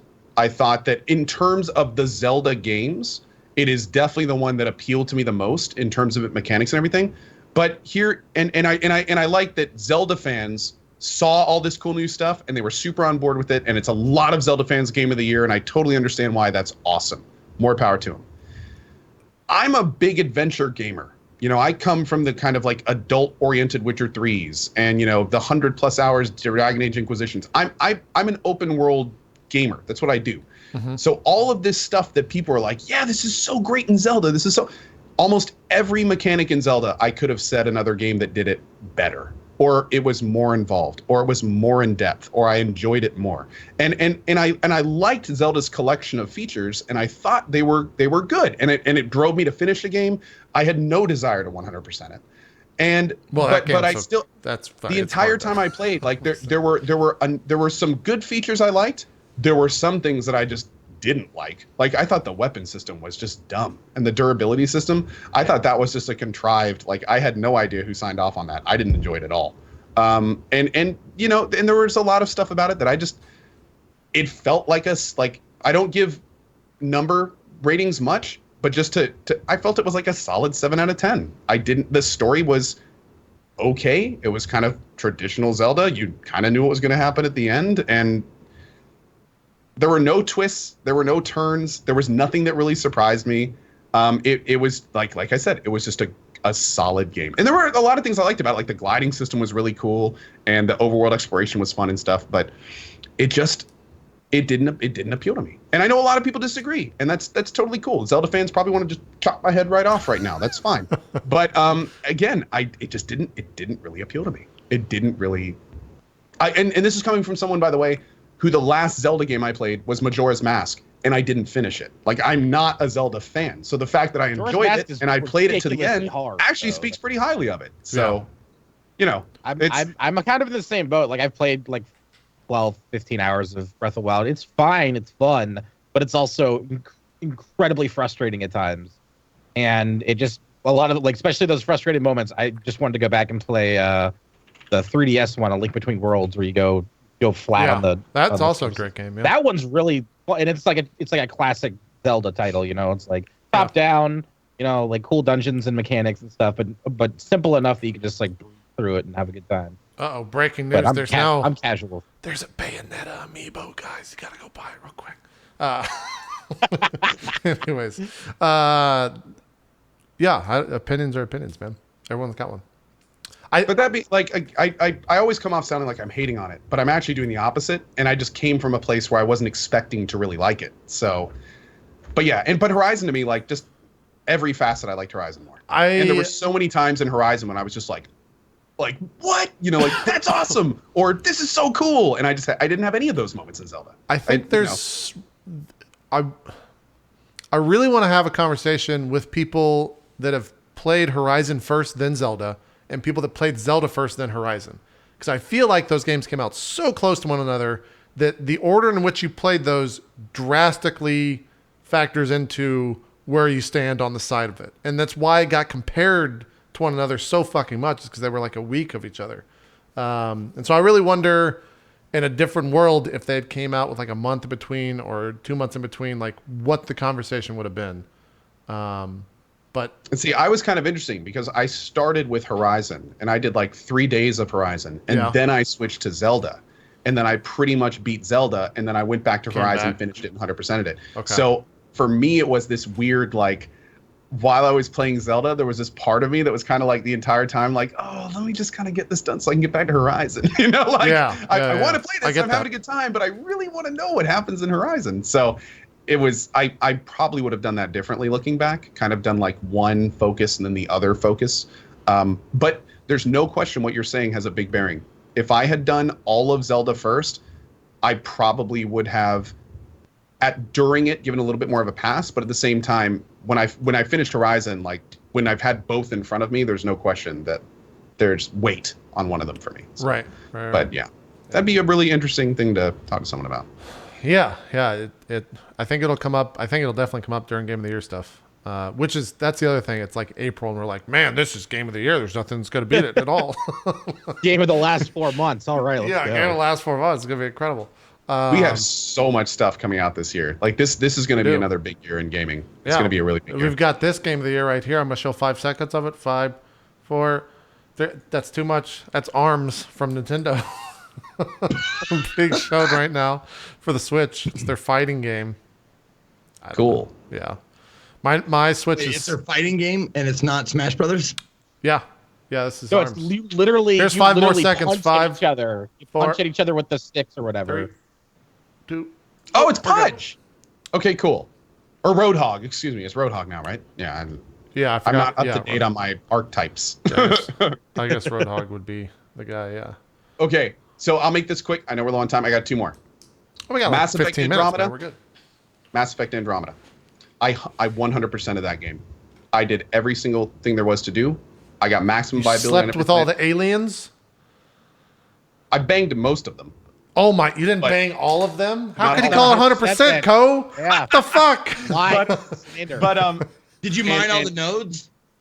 I mined every node I could find, except I unlocked a few that I haven't yet. I'm at like a 98.5 of my 100%. I've got like a few like random pickup side quests to do, and a few mining nodes to do, and a few systems to scan. But I'm gonna do those before the next thing. But here's the deal. I have 1 sentence for Mass Effect Andromeda, and it's from Aladdin of all things. Oh. Diamond in the Rough. Some of my favorite Mass Effect moments in the entire franchise are in Mass Effect Andromeda. Some of the best loyalty missions are in Mass Effect Andromeda. Some of the most iconic characters that will be in the franchise once the next 2 are out are in Andromeda. However, getting to those parts can be painful at times. There's an excellent experience inside Mass Effect Andromeda. But if you can't look by the animations, if you can't look past the lip syncing issues, if that's kind of stuff throws you out of it, it is almost unplayable. And I can't argue that. There's nothing I can do. If that kind of stuff really affects your experience, then there's nothing I can say that will get you by that. But if you're the kind of person that can kind of look at that and just kind of laugh it off and get to the good stuff, there is some excellent gameplay in Andromeda. And I enjoyed every minute of my playthrough. We had and I know it's not a popular opinion. Well, we had Total Biscuit on and during the week that it came out, as well as Zeke, and like both of them were pretty positive about it. I mean, they shit all over the fact that the running animations and the talking and all that stuff sucks. But they were positive. There's some serious problems, man. Like I love to like it. It makes me angry to know that like there's so many people that aren't gonna get to the good stuff because of these major issues. It sucks because like I said, like there's this guy that you can play with named Liam, and the loyalty mission for Liam is amazing. It's like 3 hours of references and humor, and I don't want to spoil it, but there's some really interesting mechanics based on artificial gravity in a ship that's constantly rotating. Like there's all these really cool things in it that people probably will never see, because even the animations in that side mission at sometimes are just like, ugh. Like, come on, dude. It feels like people have really gamers have selective memories. It's like, this isn't the first AAA title to release with fucking bugs, you know, and like especially patchable stuff. I think bug is. I don't necessarily think that the animations and bug, stuff but could just be called bugs. Yeah. Because like, what was it like? Batman, the latest Batman game, the PC version was virtually unplayable, like almost Yeah. completely unplayable. Like it crashed. Yeah. So, But I don't know. Take the good with the bad. one Like, you thing can that play was it if you ignore this like shitty animation, you can play the whole game. Fine. You know? But like for me, and also I came from RPGs where like the faces weren't even animated. You know, it would zoom in on someone's face and they literally, their mouth wouldn't even move. You know, those are the RPGs I grew up with. So for me, the animation stuff, it really wasn't a big deal. Like I could just look right by that, whatever. That's Dark Souls from start to finish, all of them. Right, exactly. And so I kind of saw like, cool, no animations, whatever. I'll just play the game and do the rest of the stuff. But I will say, like, there were definitely parts of the game that were frustrating. And also the thing that really drove me kind of crazy is this, I don't remember the name of him. And if anyone in chat remembers the YouTuber that did this guy made a really interesting video basically comparing like the Witcher 3 animations to MEA. And he even got to go to CD Projekt Red to see how they did their animations. And you see like how all animations start with like a default, and then the directors and the scene creators go in and like add animations and add face changes and how stuff works and all this stuff. And you can see like in all the pre-rendered stuff before Witcher 3 was like made amazing. It's basically like all of Mass Effect Andromeda. So it's almost like we know that Mass Effect Andromeda ran out of time, even though it was hugely over schedule. But a lot of people are now thinking like, they didn't even really touch those scenes. They just like pre-rendered the game in the Frostbite engine and then just left it. They may have touched a couple scenes, but it's all just basically pre-rendered. Like there was no director coming back like in Witcher 3 and making the scenes awesome. Like every single dialogue in Witcher 3 got. They just kind of didn't do that in MEA. And now we have like all the default animations for everyone. That's why every Asari looks exactly the same. Literally exactly the same. Because someone was supposed to go back and personalize every one of them. But they just didn't. They just didn't do it. Yeah. So kind of sucks. And again, it's even though I'm a huge fan of it, and even though I loved it and I 100%ed it, and I'll probably do it again someday, there's no question that it's frustrating. It's frustrating to see that because you know every single hater that's like, I'm not going to play that game because the animations suck. You can't say anything to them. You can't. There's no argument to be had. There's no convincing. They're right. They're facts. It's their opinion, and they're right. So, yeah. What? Yeah. And also, it was a giant flop on Twitch, which kind of sucked. Huge flop.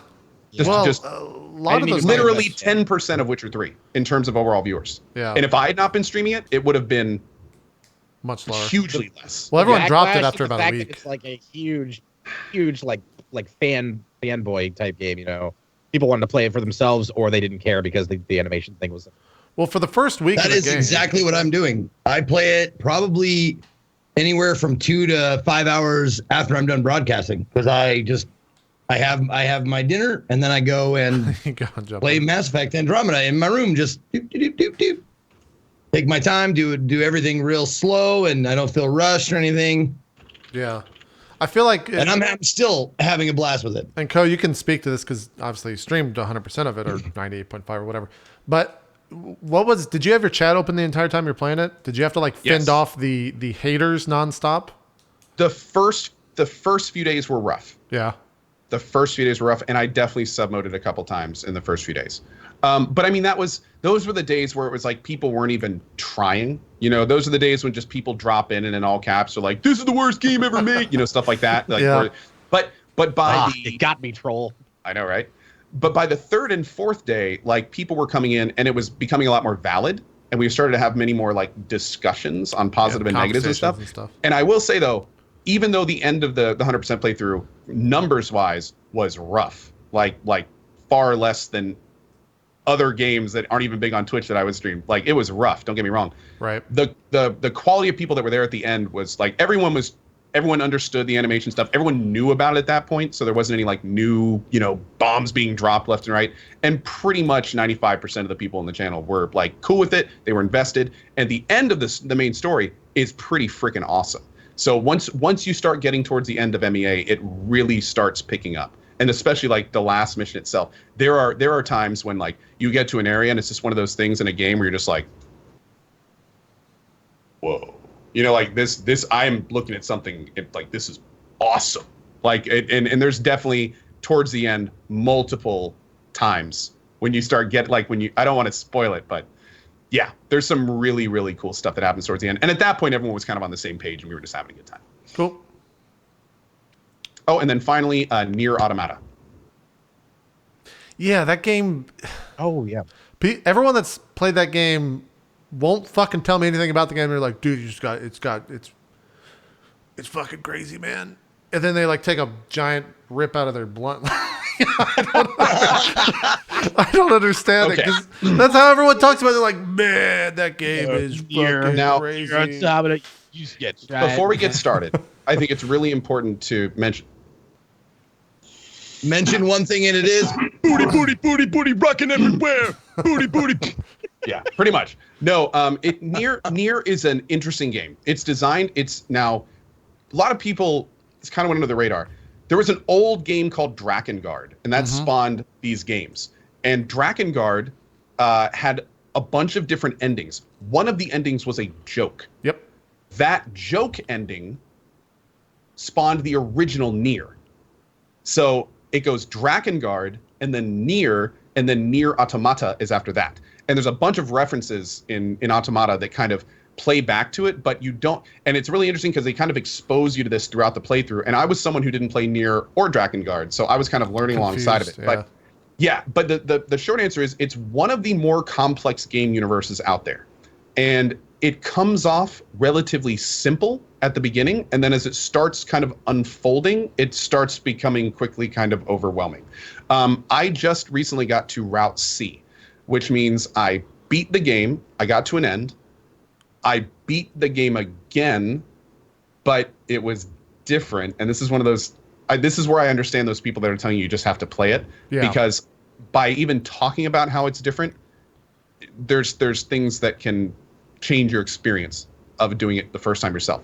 And then Route C picks up kind of after the first one, but now you know everything in the second one. So and Route C is when, this is what's wild. 30 hours it took me to finish Route A and B. When I started Route C, not only had everything changed at that point, but they did a straight up credit roll into a title drop during the Route C beginning. And like fade outs into like directed by like lead game designer. And then like right before the cinematic for Route C started, it does like the big NieR Automata title. I seriously feel like the first 30 hours of the game were a tutorial. Congrats! I'm not for 30 kidding. hours. Like, now you're playing the game. At the end of Route B, it was like, okay, you now know how to play the game. Let's start the story. And like, all of a sudden, these two huge characters are introduced. Everything changes within 5 minutes. All of this new strife is there. The entire like what you think you're doing in the game basically flips on itself. A big main event happens. New character pops up, and you're just like, okay. Like everything you'd been doing had basically started the Route C, and that's where I am right now. And it's the really cool thing about the game is not only does it have a lot of RPG elements, you have like this basically CPU that has slots, and you can make these builds out of like offensive, defensive, support that can be completely different based on how you do it, which completely changes how the game plays. But then you've got all these different weapons, and then the actual gameplay changes all the time. So you may be doing like top-down action, or then you're doing a side scroller, and then that's going to flip to kind of top-down in an arena. Yeah, I saw a little bit of back, a demo. and it's like Star Fox. So it's always kind of mixing it up, which made it really interesting. But overall, there's one word that comes to NieR Automata, and that is unique. It is a unique game. That makes sense. Like it's not a genre. There's not really any games that I could be like, oh, you like NieR Automata? Oh, well, you'd love. Yeah, it's kind of all over the place, but it does it all well. Yeah, like it's a Well, unique experience. The thing that I appreciated about it was I didn't expect, we talked about this, but I didn't expect to go into it that I didn't think I'd like it. I honestly thought this was a JP game and he'd talk about it because it had like trash. I saw the box art and I saw some it's not though. That's the thing. It's a ton of fun. It's got a great sense of humor. It's the customizable battle style. Like I'm sure tons of people. I would say the vast majority of people were doing like some sort of melee build. I did all robot shooty build, and it was still fucking fun for me. And see, I went a full loot build. So my build wasn't very strong, but I had like 90% item drop rate. It was great for me. But you know, but it was fun, and the music is just That's goddamn. the first thing on Steam. glorious. I was like, okay, what genres are they putting this in? Great soundtrack, action, story-rich RPG. The NieR Those are the Automata, tags. some of the best music in any game I've heard. Oh, dude, whoa! Like rivals old style Final Fantasy. Yeah, music, I heard there's a lot of gave like you that operatic. emotion. Is that like Whew. opera bullshit? Yeah. I don't remember. I'm trying to bring it up, and I don't know how to look at it. But I think I heard a few days ago that the NieR Automata OST was like top 5 on Amazon or something. I'm trying to see if I can Really? find it. Yeah, it was doing. In really terms of well. what, I don't know if OSTs or soundtracks or what? Like OST? Yeah, Oh. it's straight up OST. Huh. I don't unfortunately know how to check that, but Oh, this yeah, game it was doing really well on Amazon. And there's some genuine parts where you will laugh during NieR. Oh yeah, lots of them, absolutely. Like some of the interactions between like What are we- the androids. Sorry, Is I've been the watching fucking this. JP No, just checked out. I'm watching this. Hold on, They wait, one of them showed said something rob good. banks with your friends. What's that one? That's Payday 2. Hold on. Oh, okay. Hey, you want to play the hot new release Payday 2 on the Switch? Well, if it's got it this summer. If I No, can that- rob a bank while I'm taking a shit, then yes. You could. Oh, That's a dream. You could. so also kind of fun about NieR, the voice actor for 9S Yeah. streamed the game with the actress who plays 2B. Uh-huh. And I found this out during it, and I was like, "Oh, that's awesome! Like, what's his name? I'll toss him a follow and stuff." So then he comes in and he's like, "Dude, you blew up my email with people following me. Like, thank you." And the voice actor hung around, and we were like talking and playing NieR for an hour or so. The guy that Nice. actually voiced the character in the game. He's a streamer. He's like a cool dude, and he's apparently going to start streaming on Twitch. So Cool. That was pretty awesome. Yeah, that stuff's always cool.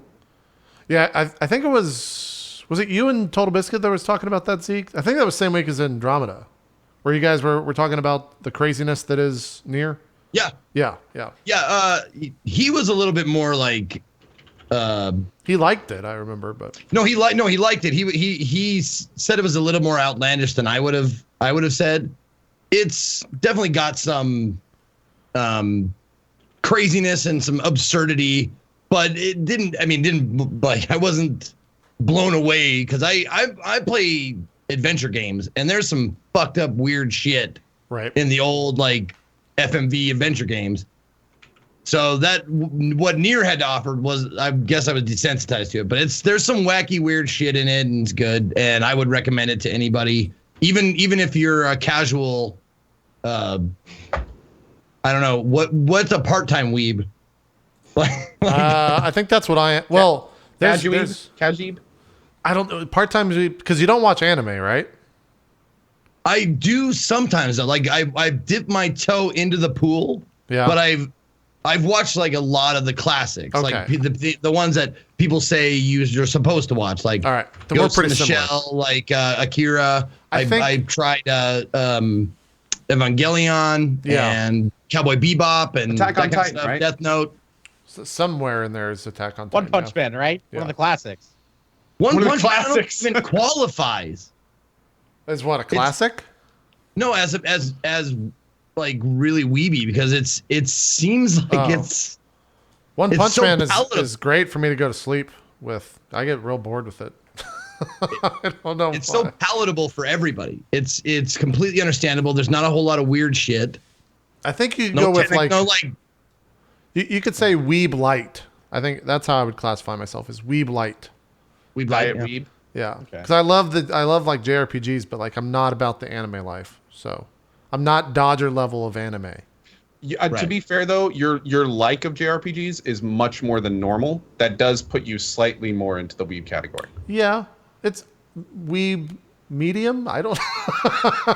Medium know. rare. I don't know. And also where? Weebium. we I'm Weebium, Weebium. well, I like Weebium.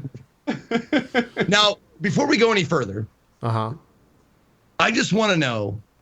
I've been using this word for the past like however many months, Uh-oh. but weeb has no like. There's no offensiveness Oh, I At all. think it's totally offensive to some Weeb people. is a term of endearment in some communities. In It some is communities, not. but it's also Yeah. offensive. If you call someone like you fucking weeb, they're gonna be like, "Oh, I'm offended." Most people. Hold on. You call But anyone can say, a no, but fucking but I'm something. saying like nerd. Well, yeah, that's true. I shouldn't put fucking before something because they're gonna be offended. You're right. If you call someone like a weeb, nerd, though, they're gonna Nice be guy, offended. JP. Yeah. But compared to the word nerd, like you call someone a nerd, some people are going to take offense, Yeah. but a whole bunch of them aren't. I'd say it's Is similar. it similar to that? Yeah, I would agree to that. I'm talking racist. Like, is it a racist thing, and I wasn't aware of it, I don't think it's racist. or whatever offensive term you want to put out Weeb there. has nothing to do with race. It has to do with anime. Yeah. It doesn't. It matters not what you are to be a weeb. Anyone can be. I think it's Okay, very so similar Weeb to is an nerd. anime nerd. Yeah. Cool. Yeah. Yeah. Somebody think- who is really into anime and enjoys it. Totally. Yeah.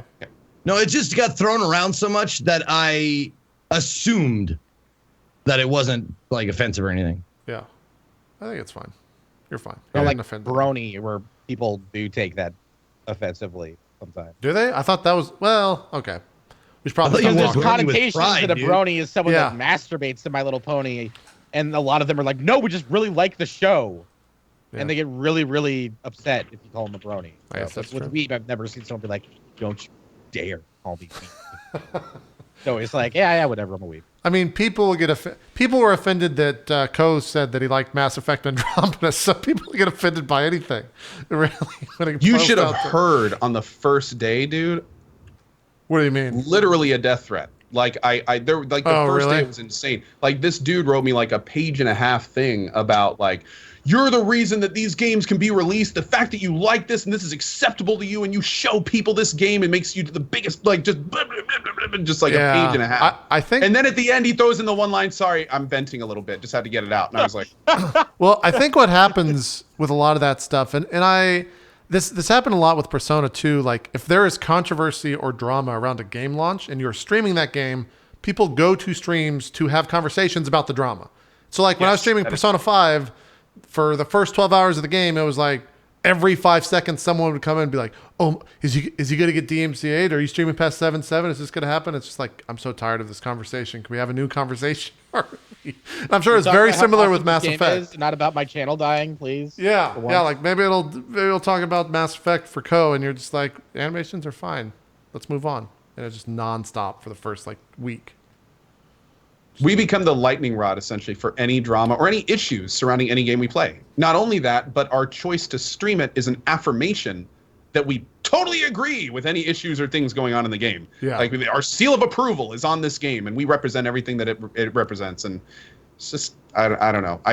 That line of thinking just does not make sense to me sometimes, but it happens over and over and over and over. Yeah. If we stream a game, we are behind that game. That is what we approve this game for consumption. Right.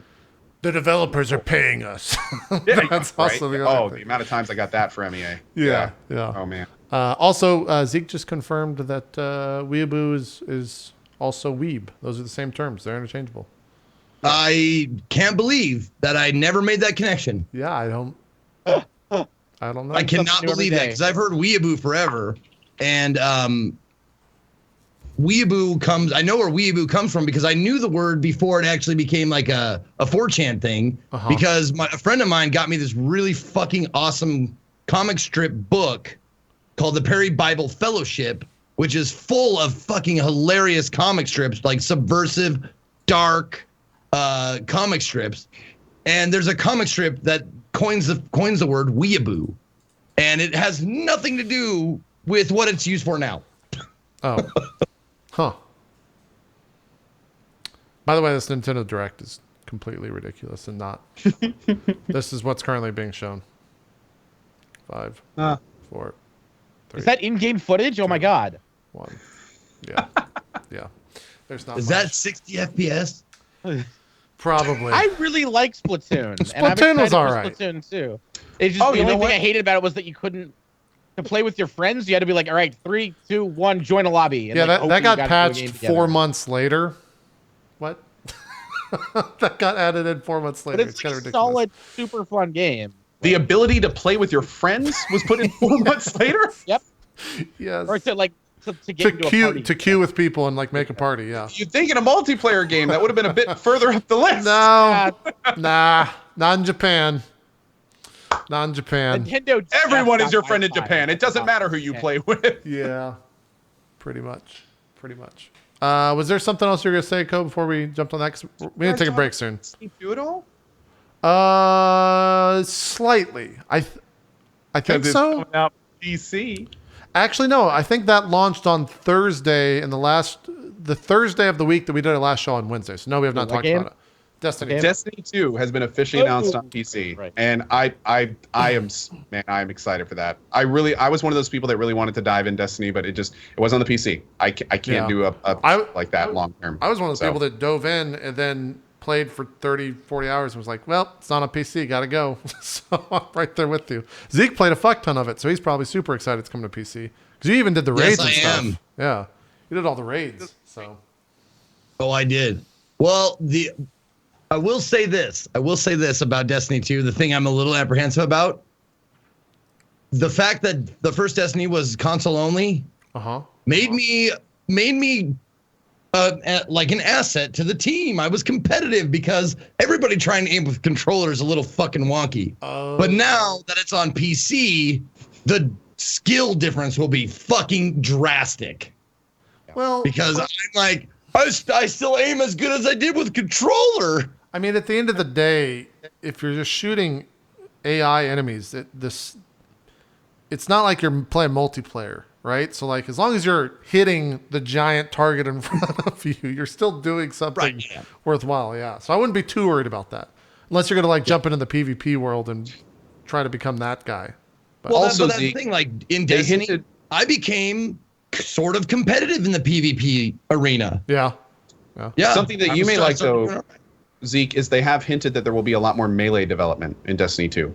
I mean, think if they had a melee class. yeah, that'd be kind of cool. Like That was one of my could basically favorite be like, fucking things about Destiny was the because I played a warlock. Was the warlock like hand push? It was so much range and would just. Yeah. I love that. I hope it'd be great if they had more of that. I really wonder if they're gonna keep it. And this is probably heresy to Destiny fans and players, hardcore people. But like, do you think they'll keep it third person for the PC, or do you think there will be some first person aspect to it? it'd be really tough because they've already said that it's a little up in the air if there's going to be cross-platform with PvP, and I would not be surprised. That's a mistake. That is a mistake. I would not be surprised if there is no cross-platform for PvP. However, they have kind of somewhat hinted at that there may be cross-platform for PvE. And if that's the case, it would be very weird if one could do first person and one couldn't. Yeah. I would be so frustrated as like a But wait. player. Time out. What? Is Destiny third person or first person right now? It's first person, and then when you go to the tower. Oh, that's third right. person. It is first person. And then when you do your powers, when you do your powers, it goes into third person. But it's all that's first what person from there. For some reason, I thought you were Or use a always third vehicle. person. Yeah, but I mean, even any way they split it, there shouldn't be like a major difference between the two when it comes to like, and also that would be a lot of coding differences. The difference between a first person UI and a third person, especially from a control standpoint, stuff like that's a lot of differences. They're going to keep it completely how it is now. I fucking forgot that it was never really a third person game, except for when you did like your moves and stuff. It would like do the zoom out. But yeah, I don't know. We'll see more. What was it? What's the date for it? May 14th. Is that when they're showing more off? Like actual gameplay, I think.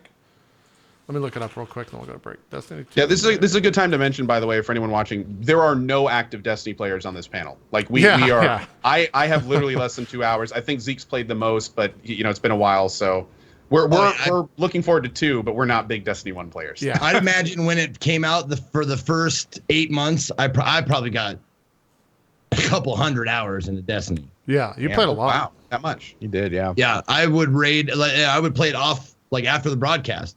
I'd find a raid. I'd do PvP. I'd find just a group to group up with, and do that. And that was my jam for a long time. I remember you talking more than a couple shows about how like you were raiding after it, and you weren't. You would do a lot of that offline, right? All of it. I think I streamed Destiny. The last time I streamed Destiny was the Destiny cast. I've been getting so many requests for Destiny 2. I think I said no. I still got that dress, and it still fits. I think it was Jericho that was talking about how for a while there, like the community, at least on Twitch, when he would stream it, like his chat was just super vile. Like people calling him like, jump in and say like, oh, you're only streaming this because it's getting good viewership now, blah, blah, blah. Like get the fuck out of our community, et cetera, et cetera. So I wonder if that's going to be something that happens when that game ships, or if everyone's just going to be super friendly. I've heard like differing things. Like some people are like, dude, Destiny is such a toxic community. And then other people like the Mav Show, who she's been playing it since launch. Yeah. She's like, everyone's super lovely in my chat. Well, I know like Broman's and Okay. Goth community is awesome, but Yeah, I was gonna say I've done a lot of chatting with Professor Broman and King Ithalian. I was on a show with Broman just a month ago. I have been very public about the fact that I'm going to Destiny 2. I announced it. I was on Twitter all over it. Just to make sure that this side is also heard, I have had nothing but positivity from the Destiny community. Not only from the casters, but from people excited to see big names come over, people that are excited, that are Destiny fans, that are excited to have big casters bring their communities to get more eyes on Destiny. Like, there's nothing but positivity when big streamers move to a game like this. Because if you're a fan of that game, that means that more people will come and like the game you play. Like, there's no reason to not want big streamers to be playing the game that you're a fan of. And then all of your streamers that are going to stick around and play it are going to have more numbers when those big streamers leave the game. So, I mean, again, it's good all around. Yeah. And well, I totally haven't agree streamed with Destiny, you. But everyone I've talked to has been cool so far. Well, I totally agree with you. There's always assholes. Of course. Like, Well, yeah. but I mean, that's Any general game, literally, Twitch yeah. assholery. Yeah. You go into any established community, there's going to be bad apples. What else? Especially The for a community loudest, like Destiny. The Destiny community on Twitch is also kind of unique. I mean, it's not only is it super active, but they have like casters that are in there every single day doing their thing. They're like established, but they're also not very big. So when a new face comes in, they get a little kind of Totally. What are you doing here? What are you doing to my house? Well, and coming to PC, it's going to grow exponentially, and who fucking knows where it's going to go? Because how many people who wanted to play the game but said nope, not with a controller? Yep. How many of those people are going to be like, now I will play it? The community is going to change. Dude, if you think about almost every major streamer has announced they're at least going to try it. Lyric, Summit, Tim the Tatman, all of these guys, Jericho, all of them have been like saying like, hey, we're going to raid up, we squadding up, we doing this. Like, most of Twitch is going to be at least trying Destiny 2. It's going to be a madhouse. But I'm like, the thing that like threw me off of it wasn't the shooting with a controller. I was okay with that. It was bullet sponge enemies and not smart enemies being the difficulty slider, you know? Like, I played Borderlands like so much back in the day. I ate that game up, but it was the same thing. Like, the higher the level, the more bullets they can absorb, and it gets really fucking boring. Totally. And I really hope that they change it up, and it's like, okay, you're not fighting enemies that are just high level and have more armor, but they're smarter. They move around quicker. They flank you. They do this, that. They challenge you, and it's not just like, all right, how much do I have to pump into this guy until he goes down? Yeah, I think it's really dull. I'm super curious to see what the numbers are like for that, because if you think about it, like, PlayerUnknown Battlegrounds right now averages, I don't know, 50 to like 100K viewers a day on Twitch. If you think of like how big Counter-Strike has been in the past 6 months to a year, and you consider that all those people will probably play Destiny 2 on the PC, like that is a fucking massive, stupidly huge audience. 100,000+ people that are just going to drop in its title. Yeah. Without a doubt. And also, Nathan Fillion. Yeah, he was great. And loot. Yeah, those I like trailers If are the great. whole game has the attitude of that short they released, then I'm sold. Like, Same here. because that was another big thing. Borderlands had personality. It had a good story and personality. Destiny, apparently, you had to read a book to know what was going on. Yeah, for most of it, like. Yeah, and if those trailers are indicative of what Destiny 2 is wanting to do, it sounds like they've learned that they need to do more of that. So hopefully they do. And you get to fucking hang out with Nathan Fillion the entire time, which is great. One valid issue that I have heard for a while, Bungie is certainly going to be rusty developing for PC. They haven't had like a serious PC development initiative in a long time. Although a lot of people don't know, they actually started on the Mac of all things. Oh yeah. I So used to play like Marathon, Pathways in the Pathways to Darkness, Darkness. Marathon, Oh, yeah. Myst, Yeah. Myth, Rise of the Fallen Lords. But yeah, it's a lot of people are a little bit concerned they're going to focus on their console base, which is where all of their base is right now. and then kind of like port it to PC. Well, you would think that Activision would probably help them with that port, right? It's not like they have bad developers for the PC. We're all gonna hope. Yeah, I mean, We're I would, all gonna hope. I would hope but- that Bungie's like, fucking don't touch our. They're like, no, please Every help other us. Come Call of make Duty PC game shit. Activision puts on PC is like horribly optimized. Like, Well- it's like Black Ops 2 was great, and then the next game was shit on PC and Yeah. barely worked. Those But are all different dev Black Ops houses, was though. I good. think so. You just have they got to get the good dev house. Is all it boils down to. Yeah. I think like a game like that where PC is going to be obviously a major component. They know not to fuck it up. I hope. So, we'll see. You'd think the MEA guys would have known that too, huh? Yeah, and they fucked it up. So maybe that has Dude, also my- taught my them not point to is- fuck My it point up. is like I super want to get hyped about this, and I'm really excited, but like I definitely am. That tempers it a little bit. Like let's see some PC gameplay. Let's see the ball rolling. See you guys are really committed to this.